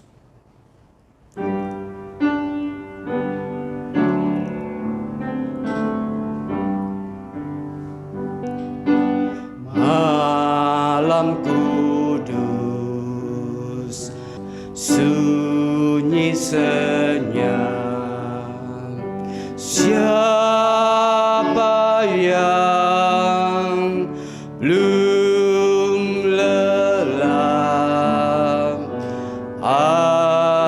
Ayah bunda yang tinggallah terus, jaga anak yang maha kudus. Anak dalam malam, anak dalam malam. Hai, lihatlah di Efrata terang besar turunlah, waktu tentara surgawi megah. Puji Allah sebab nikmatnya. Ingat dunia yang gelap, ingatlah dunia yang gelap. Interlude.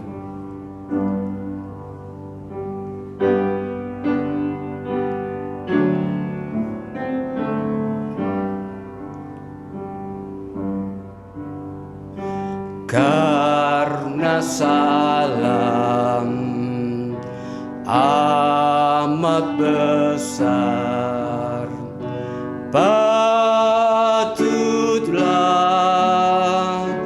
bergema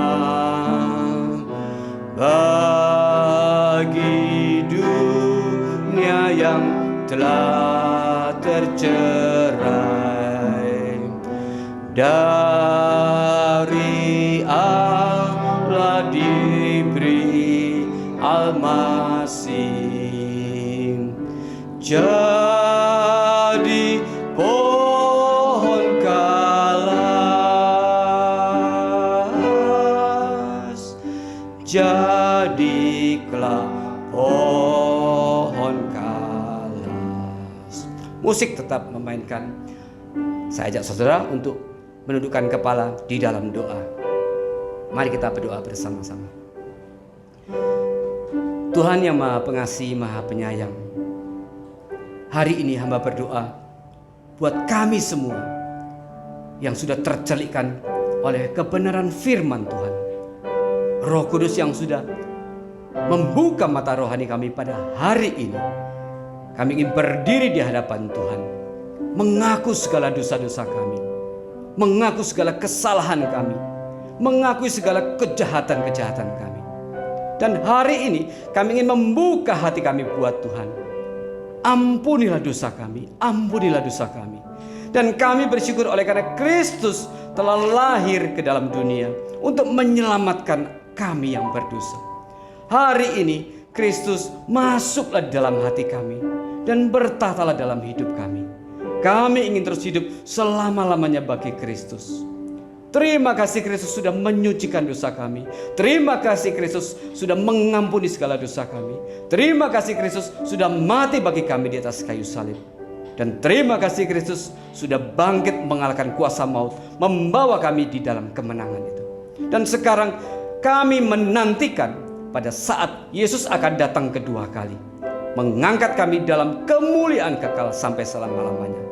Dan sambil kami menantikan itu, kami ingin terus bergabung dengan saudara-saudara seiman yang sudah percaya untuk melayani Tuhan, bergiat bekerja bagi Tuhan, mengabarkan Injil bagi setiap jiwa yang belum di dalam Kristus, supaya mereka juga boleh menikmati the Lord of the Day hari ini. Mereka boleh menikmati berkat daripada hari Tuhan ini, yaitu ketika hari Kristus masuk di dalam kehidupan mereka.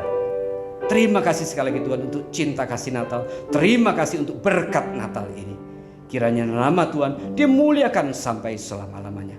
Bertatalah dalam hidupan kami, bertatalah dalam hati kami.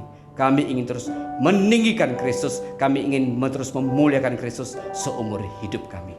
Terima kasih sekali lagi Bapa. Di dalam nama Tuhan Yesus Kristus kami sudah mengucap syukur dan berdoa. Amin. Malam kudus. Malam kudus, sunyi senyap, siapa yang belum lelap, ayah bunda yang tinggallah terus, jaga anak yang maha kudus, anak dalam malam, anak di dalam malam. Hai, lihatlah di Efrata. Hai, lihatlah di Efrata, terang besar turunlah, waktu tentera surgawi megang. Puji Allah sebab nikmatnya, ingat dunia yang gelap, ingatlah dunia yang gelap. Sekali lagi selamat hari Natal. Tuhan Yesus mengasihi saudara-saudara sekalian. Mimbar saya kembalikan kepada liturgis. Puji Tuhan untuk setiap firman Tuhan yang sudah diberitakan, terutama juga untuk setiap refleksi yang boleh kita adakan, kita lakukan di hadapan Tuhan di malam yang sangat spesial ini. Kiranya semua Bapak Ibu, saudara-saudara yang terkasih dalam Tuhan, di rumah boleh merasakan suasana Natal, hati yang benar-benar gembira, hati yang benar-benar merefleksikan hidup kita di hadapan Tuhan. Saat ini kita memberi persembahan sebagai ucapan syukur Tuhan sudah lahir bagi kita. Kita berterima kasih ya Tuhan. Kita memohonkan suatu pujian mengiringi persembahan yang sudah akan kita berikan bersama-sama. Kita nyanyikan lagu Kabar Gembira.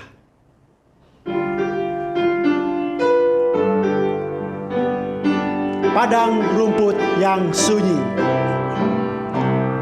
padang rumput yang sunyi, gembala jaga domba,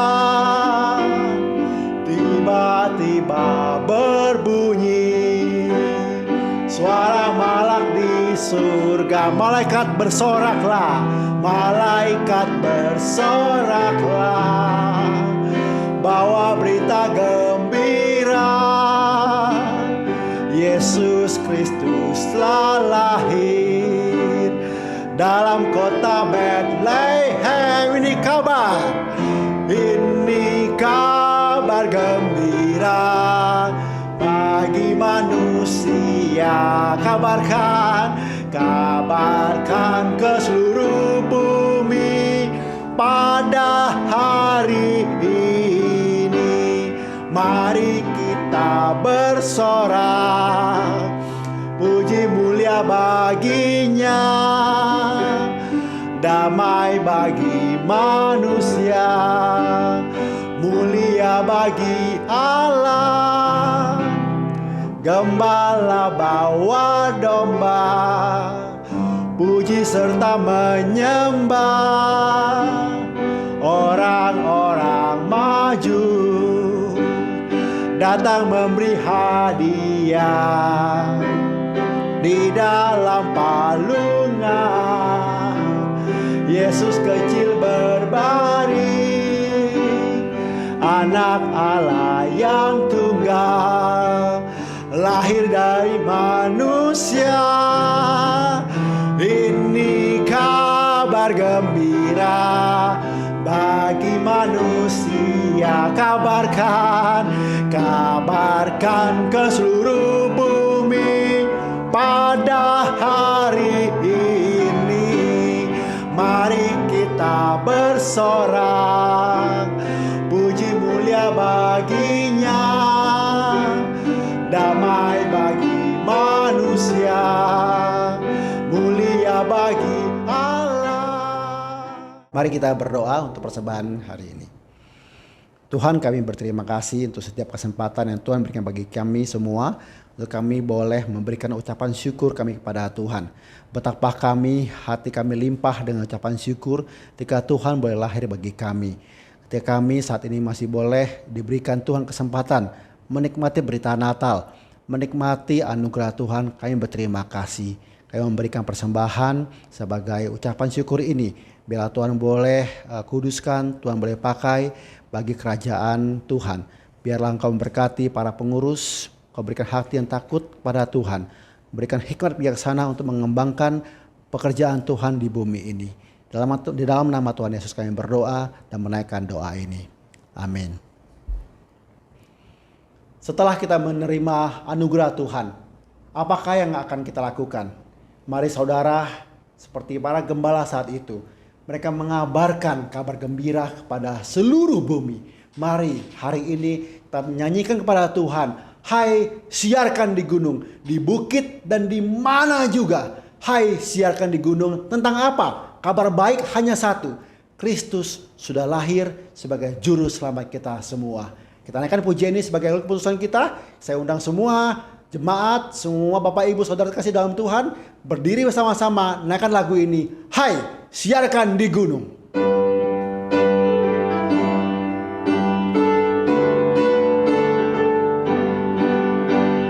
Hai siarkan di gunung, di bukit dan di mana jua. Hai siarkan di gunung, lahir Almasih. Di waktu kaum gembala menjaga dombanya, terpancar dari langit cahaya mulia.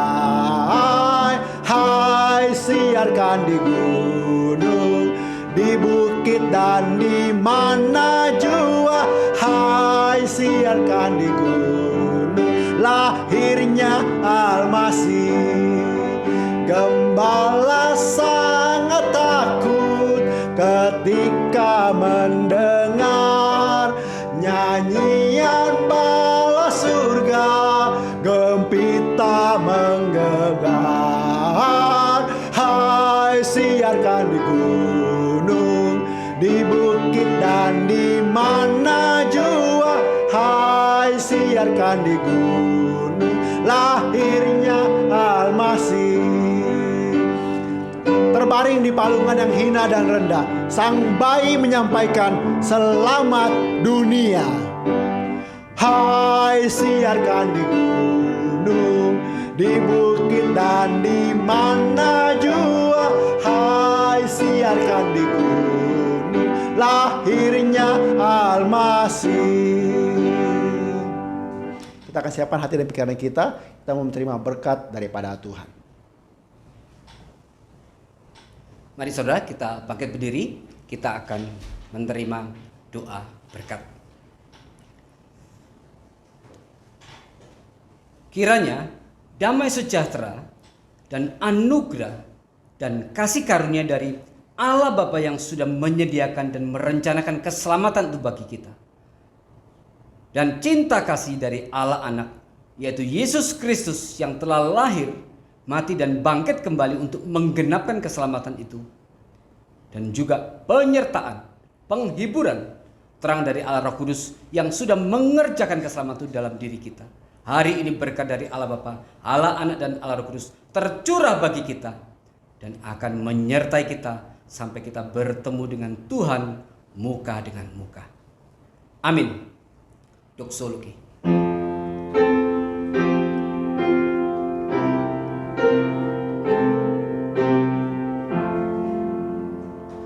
Puji Allah Bapa Putra, puji Allah Rohul Kudus, ketiganya yang esa. Pohon selamat, sumber berkat.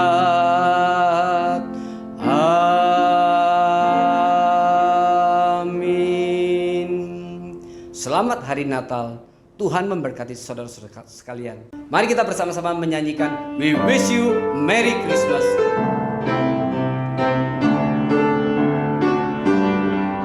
We wish you Merry Christmas. We wish you Merry Christmas. We wish you Merry Christmas and Happy New Year. We wish you Merry Christmas. We wish you Merry Christmas. We wish you Merry Christmas and Happy. Saling berjabat tangan, saling berjabat tangan. We wish you Merry Christmas. We wish you Merry Christmas. We wish you Merry Christmas and Happy New Year. Tuhan memberkati saudara-saudara sekalian. Selamat Hari Natal. Sampai bertemu di dalam ibadah hari Minggu.